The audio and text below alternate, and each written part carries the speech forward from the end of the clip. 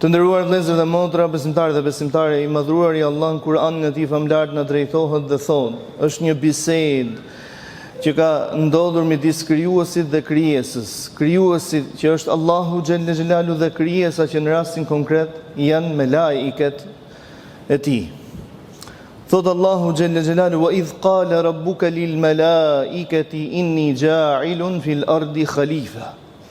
قالوا أتجعل فيها من يفسد فيها ويسفك الدماء ونحن نسبح بحمدك ونقدس لك قال إني أعلم ما لا تعلمون. Dhe kur u tha Allahu, Zoti yt thot me laikeve, unë në tokë do të vendos një mëkëmbës.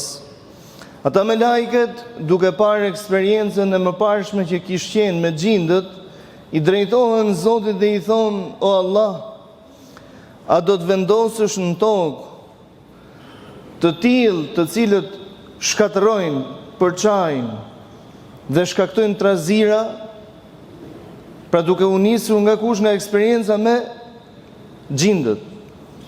Allahu tha: inni a'lamu ma la ta'lamun. Unë di ato që ju nuk dini. Njeriu për nga përzgjedhja e krijesave, i madhruar i Allah e ka përzgjedhur që të jetë rregullator i jetës në tokë. Por për të qenë rregullator i jetës në tokë, lipset të zbatoj disa detyrime, lipset të jetë korrekt me disa haqe. Haku i parë është haku i Allahu xhelle xhelalu. Ndaj dhe Allahu thot: "Wa ma khalaqtul jinna wal insa illa liya'budun." Nuk i krijova xhindët dhe njerëzit përpos tjetër vetëm se për të më adhuruar mua, për ta vendosur jetën e tyre në shërbim të adhurimit të Allahut, të gjithë jetën, padyshim. Dhe adhurimi i parë me Zotin xhelle xhelalu është besimi i pastër siç urdhëron Allahu.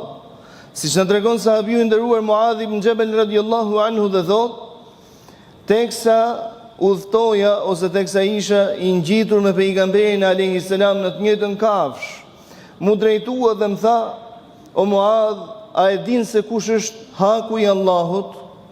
Pra ka disa haqe. I thash: Allahu dhe i dërguar i tij e din më së miri. Tha: haku i Allahut është të adhurohet dhe të mos i bëhet shok atij. Çdo gjë që përmban termin adhurim. O Muadh, a e din se kush është haku tashmë detyrimi i krijuesit ndaj atij i cili e vepron diçka të tillë, pra i përmbahet këtij rregulli, kësaj norme dhe kësaj baze?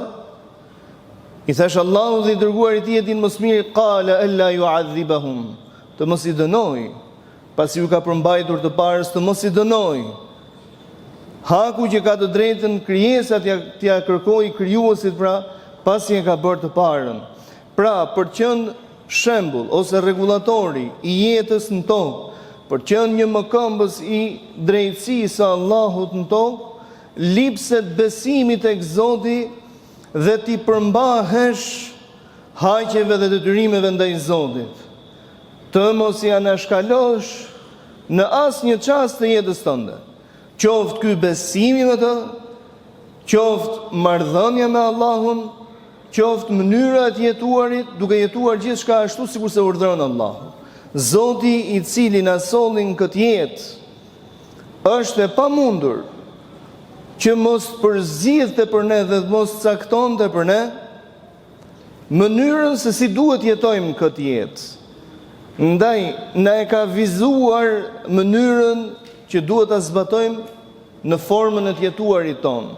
Pra haku i parë dhe kriteri i parë që njeriu të konsiderohet rregullatori i Zotit në tokë, që nga besimi, sepse një njeri pa besim, një njeri që nuk njeh Zot, një njeri që nuk adhuron Zot, me kalimin e kohës nuk ka gjë që ta frenojë në marrëdhënien e tij me njerëzit.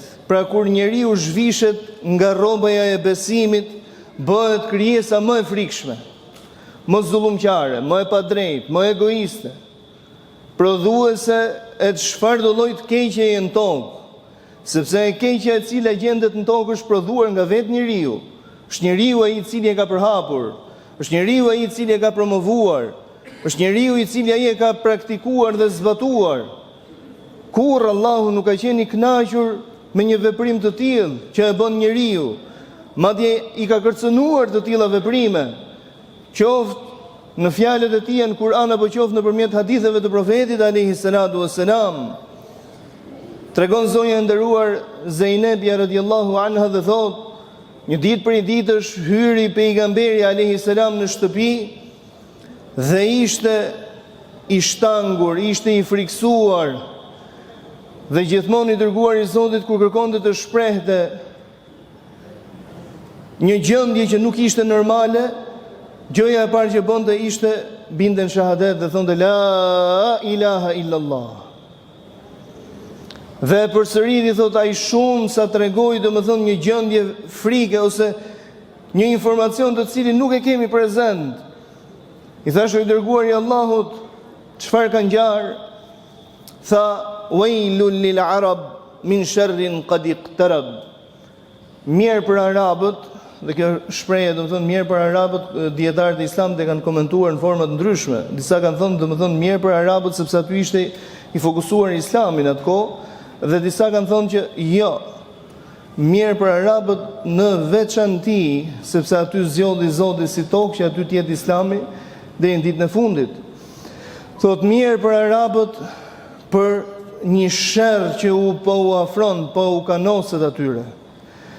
I thot Zeinebja radhiyallahu anha, i dërguar i Allahut, e nehlaku wa fina salihun, andodh vallë që të shkatrohemi, pra të kërcënohemi, të jemi të kërcënuar me shkatrim, ndërkohë që në mesin ton janë njerëzit e mirë, pra njerëzit të cilët e adhurojnë Allahut, njerëzit të cilët janë të saktë me hakun ndaj Allahut.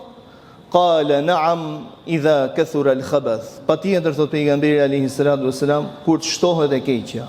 Pra kur të shtohet e keqja nis dhe promovohet. Dhe ai i miri hesht ndaj të keqes, nuk bën detyrën siç duhet me të mirën, nuk e promovon të mirën, e personalizon ato të mirën, e privatizon ato të mirën, nis dhe e ngushton në disa qargje të caktuara ato të mirën, nuk e publikon me krenari ato ashtu siç duhet, në ditë domethënë nis dhe pritet keqen. Të nderuarit e mi, të jesh rregullator i rendit në tokë, lipset besim në Zotin, lipset jetim në emër të Zotit, në emër të kënaqësisë së Zotit. Të gjithë jetën duhet ta jetoj në emër të kënaqësisë së Zotit. Nëse largohesh nga kjo jetë dhe nuk e ka arritur kënaqësinë e Allahut, asgjë nuk e arritur edhe nëse ke jetuar me mira vite. Por nëse largohesh nga kjo jetë duke mos shijuar disa prej mirësive të saj, por duke u larguar prej saj, i garantuar se e ka arritur rizan dhe kënaqësinë e Allahut, çdo të mirë ti e ke arritur ato. Lusim Allahun xhelle xhelalu, Zot na falë na mëshiro, na bëjë Zot me moral të lartë të Hazretit Muhammedit alayhi salatu wassalam, na bëj jetën të lehtë dhe na mundësot të vëmë atë në shërbim të fesë tonë, na bëj vdekjen të lehtë dhe na mundësot Zot të vdesim me dinjitet e shahadet. Amin. Alhamdulillahi rabbil alamin. Alhamdulillahi wa kafa wa sallallahu wa sallam ala nabiyhi al-mujtaba wa ba'd. Haku i dytë, të cilin ose kriteri i dytë i këtij njeriu i cili është rregullatori i rendit në tokë, është haku i vetes, i nefsit, i trupit, i shpirtit, i zemrës tij. Pra ruan gjymtyrët nga gjithçka që Allahu xhelle xhelalu ka urdhëruar ti ruaj. Ruan nderin e tij, ruan nderin e tjetrit. Nuk e ngarkon veten më shumë se çka ka ngarkuar Allahu xhelle xhelalu. Një ditë prej ditësh, teksa ligjëronte i dërguar i Zotit në ditën e xumë, pa një person i cili qëndronte në diell, në këmbë dhe qëndronte në diell. Pyet pejgamberi alayhi salatu wasalam që kush është arsyeja, domethënë që ai qëndron atje jashtë, domethënë në diell, pra kur i ka mundësitë të shijojë një mirësi të Allahut, i thanë i dërguar i Zotit, është zotuar se do të qëndrojë vetëm në diell në këmbë. Thot pejgamberi alayhi salatu wasalam, të mos e mundoj veten e tij, por thuajini se Zoti nuk e kërkon diçka të tillë prej tij, thuajini të futet brenda. Jo gjithçka që ta don dëshira jote, koka jote, domethënë është dhe ai realiteti i fesë. Jo gjithçka që ti mendon domethënë se është e mirë apo arrin një të mirë tek Allahu subhanahu wa taala ashtu është dhe në realitet.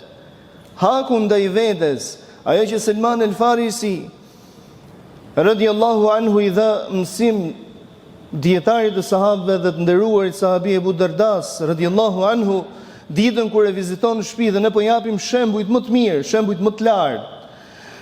Kur e viziton në shtëpinë e tij dhe e sheh se ai e mundonte veten më shumë se sa kërkon Allahu prej tij. Dhe duke qenë se ndodhi dhe një diskutim midis tyre, ai i cili e ndante këtë çështje do të ishte vetë pejgamberi alayhi salatu wassalam. Dhe në ndarjen gjykimin e pejgamberit alayhi salatu wassalam, çfarë tha i dërguari i Zotit?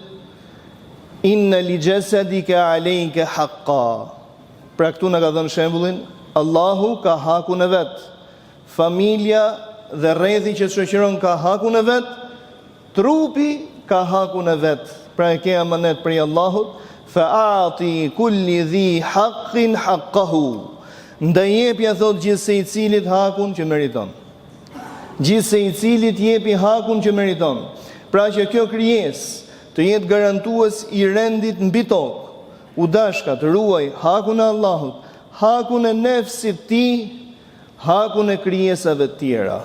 Hakun e krijesave të tjera në çfarë aspekt? Një person i cili nuk din të ruaj hak e vetja e vet, nuk garanton dot edhe hakun e të tjerëve. Një person i cili e çon veten e tij në shkatrim, nuk mund të presësh prej tij shpëtim duke thënë që është i keqi i vetes, i miri i tjerëve. Ai i cili është i keq i vetes nuk mund të jetë i mirë as për tjerët, jeni të bindur për diçka të tillë. Ai i cili nuk ka zgjedhur rrugën e shpëtimit për veten e tij, nuk mund të orientojë ty në rrugën e shpëtimit, ti je i bindur për diçka të tillë. Ai i cili nuk garanton familjen e tij, nuk mund të garantojë familjen tënde. Ai i cili nuk ruan nderin e tij, nuk mund të ruajë nderin tënd. Ai i cili nuk siguron të afërmit e tij, ai i cili nuk siguron shoqërinë nga gjuha, dora e keqja e tij, që gjithsej i cili e ka të keqen në brendësinë e tij, asesi nuk mund të të ofrojë ty një të mirë. Pra të mos bëhemi si ajo ndodhia e atij personi që dikur ish bërë problematik për njerëzit, sepse dilte dhe grabiste të pasurit. I grabiste të pasurit në emër të fesë Allahut. Dhe kur e ulën dietarët e kohës dhe i thanë që çfarë po bën? I grabista të pasurit për të çuar të varfrit në haxh, pra për të bërë një vepër të mirë. Tha, po si e ke bërë këtë llogari? Kush të ka orientuar? Këto janë llogaritë që njeriu i bën me veten e tij, mendon se po gjykon drejt.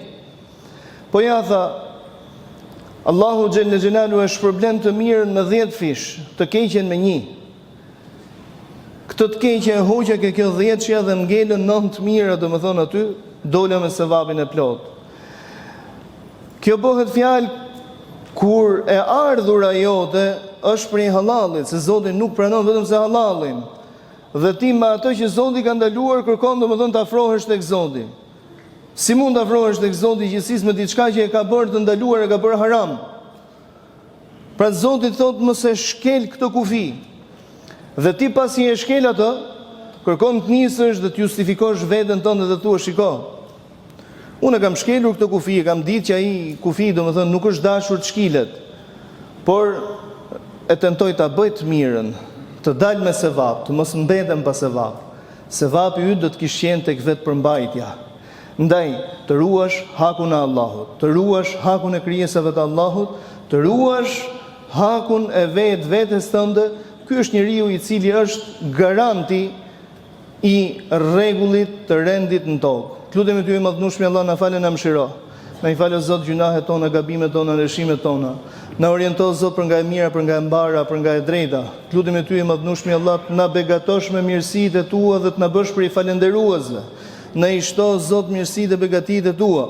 Lutemi ty i madhnueshmi Allah për çdo sëmurë Allah shëroje, për çdo të brengosur, të stresuar, të munduar nga hallet e jetës, Zot i jepi zgjidhje, largoje hallet, brengat, streset. Lutemi ty i madhnueshmi Allah për çdo të munduar nga borxhet, ndihmoje Zot në shlyerjen e borxheve të tij. Lutemi ty i madhnueshmi Allah për çdo person i cili nuk gjen zgjedhjen tokë, i jepi i madhnueshmi Allah zgjedhje për madhnisë tënde. Lutemi ty i madhnueshmi Allah për muslimanët tanë mban botës kudo që ata janë, kudo që ata ndodhen.